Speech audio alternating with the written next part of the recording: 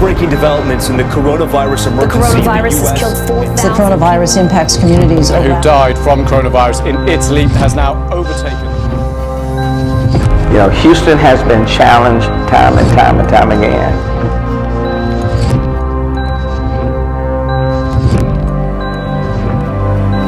Because the reality is that one of my greatest concerns is that the panic, the fear, will do more damage to us than the virus, than the actual virus itself.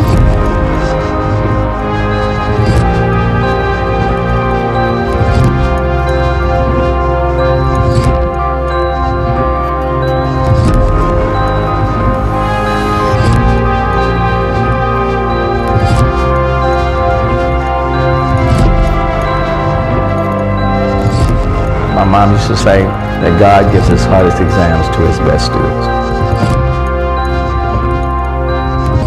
Houston is a good student.